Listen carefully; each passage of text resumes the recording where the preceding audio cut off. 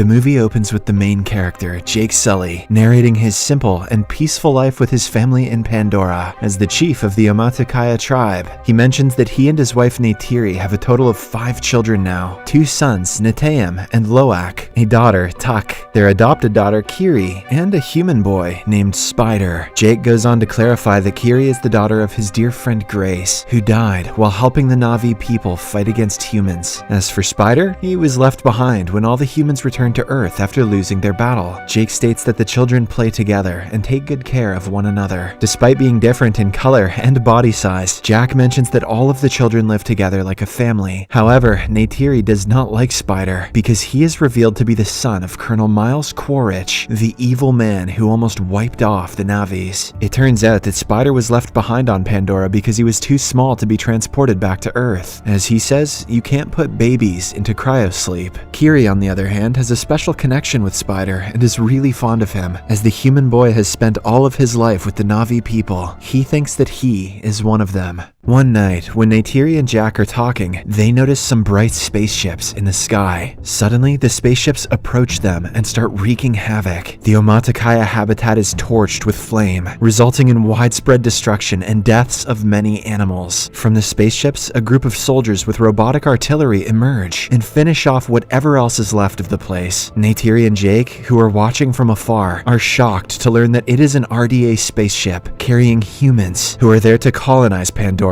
and build another main operating station. The scene then shifts to one of the human laboratories where scientists have successfully created a Na'vi clone of the Colonel. He has been fed with the memories and data that were collected prior to his death. Because of this, the Colonel's clone knows everything, except who killed him and how. Along with the Colonel, the scientists have also manufactured the clones of other soldiers who were present during their previous attack on Pandora. As a result, the Colonel and his men are hell-bent on destroying the Omaticaya, and, in particular, Jake. Meanwhile, in an attempt to ward off intruders, Jake leads a Na'vi army towards the RDA train supply lines. He successfully infiltrates it and manages to steal ammunition and food supplies. During this operation, one of his sons, Loak, does not listen to his orders and gets himself wounded. Jake scolds him and asks him to be more disciplined from here on out. On the other hand, the Colonel meets his senior, General Ardmore, who informs him about the Na'vi's flying partners called Scounds. They are currently attacking their helicopters and slowing them down. Hearing this, Quaritch makes a master plan to invade the forest where they battled previously and gather some information about them. Soon, he arrives at the forest along with his other companions. Unfortunately, Jake's children are also playing around in the same forest. Right then, the Colonel looks around the previous battlefield and discovers his robotic suit with his remains still inside. All of this is observed by Loak, and he immediately contacts his father with the help of a voice transmitter around his neck. Jake listens to this and suggests that Loak stay away from them and leave the place quietly. He and Neytiri then fly toward the forest to check on their children's safety. Sadly, when Loak and his siblings try to flee, they are captured by the humans. The Colonel takes a closer look at their fingers and gets to know that they are his arch-rival's children. Just then, Neytiri and Jake arrive there and attack the soldiers. They manage to free most of their children, but not Spider. The boy is unfortunately taken away by the evil humans. Later, when the Colonel asks Spider his name, he quickly understands that he is his son. Back in Omaticaya, Jake approaches his wife and suggests that they leave the place and head towards the eastern seaboard. He is worried about Spider revealing their location to the Colonel and his people. Jake also tells Neytiri that until he is there with the tribe, the humans will keep attacking them, as he is the one who killed Colonel Quaritch in the first place. Neytiri doesn't want to leave her beautiful home, but she knows that whatever her husband is saying is true. Hence, she agrees to migrate with him.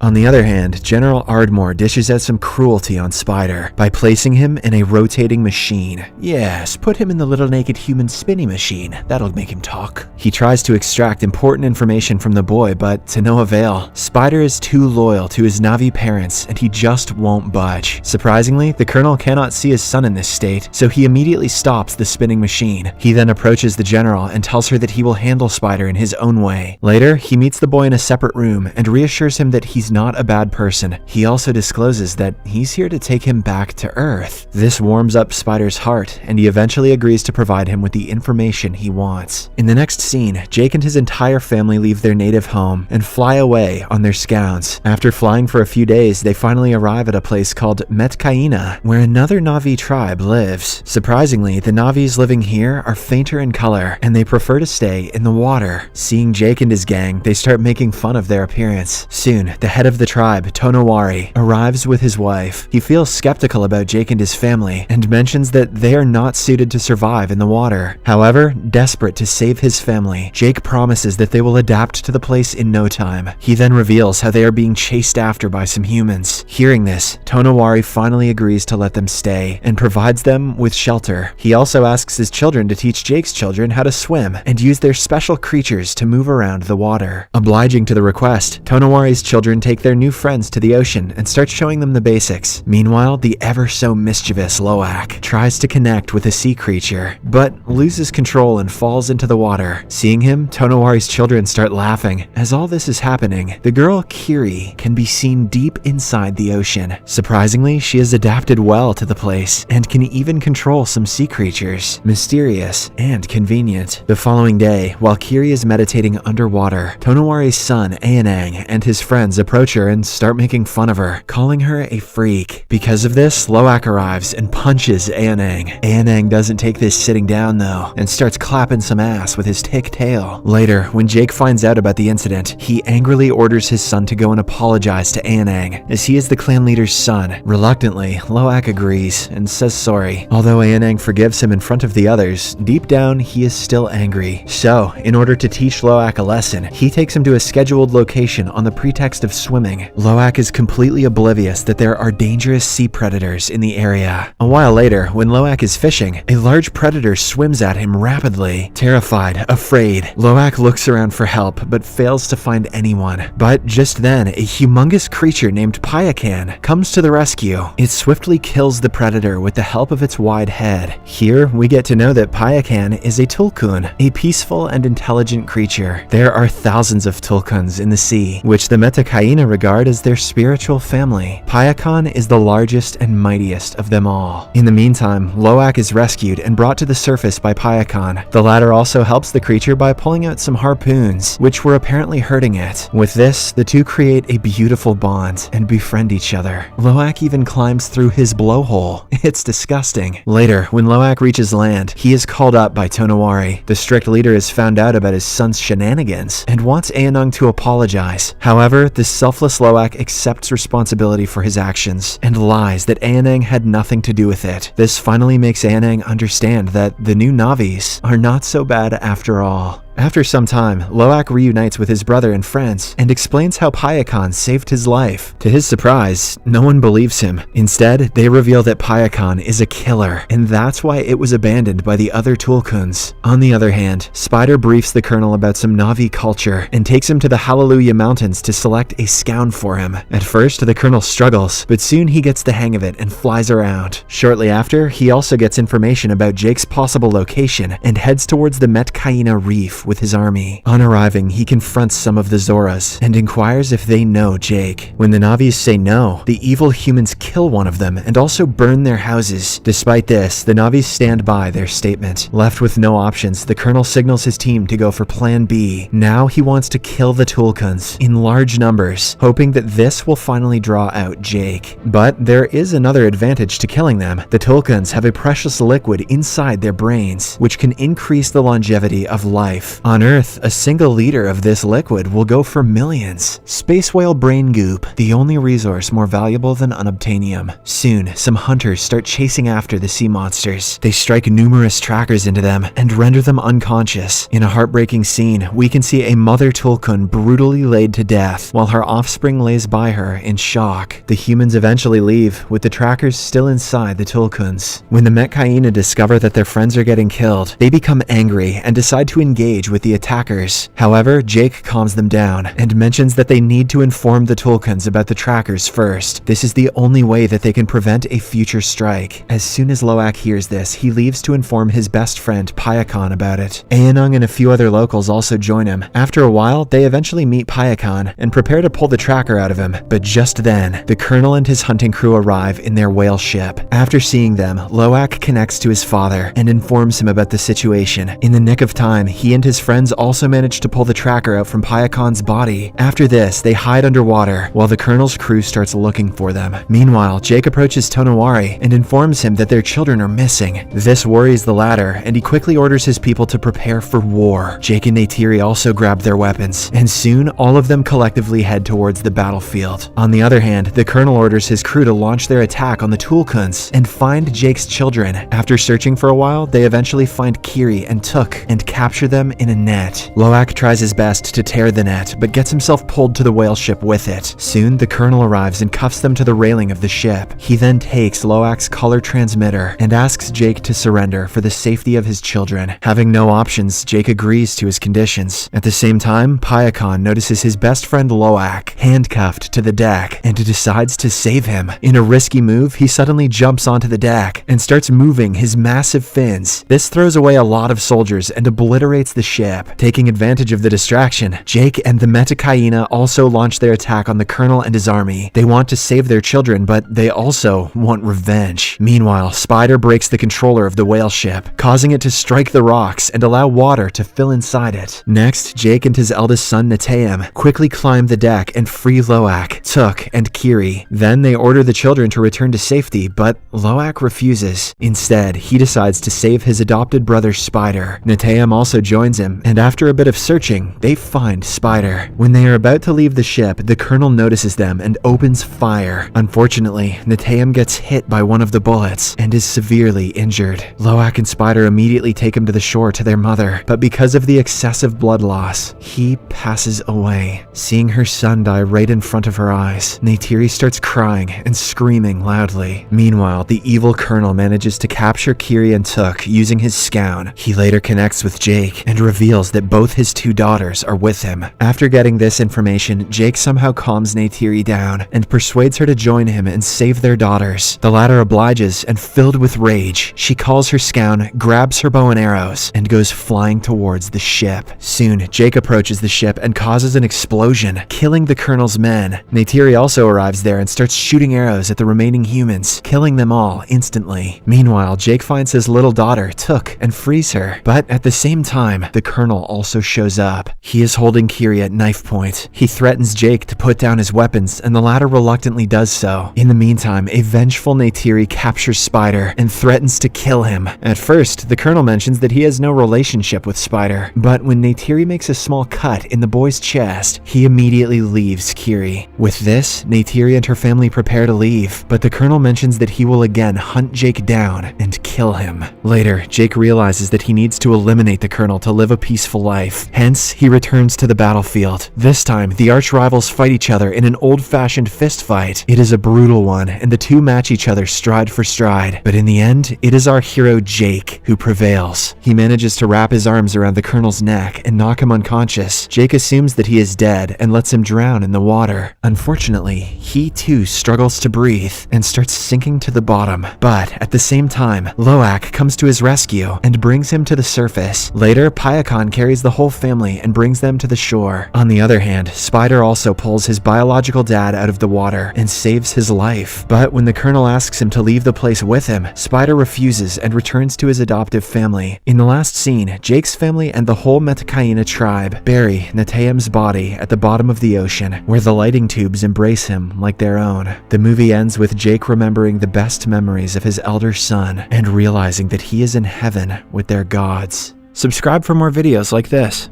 turn on notifications, and leave a like to help the channel out. Thank you for watching.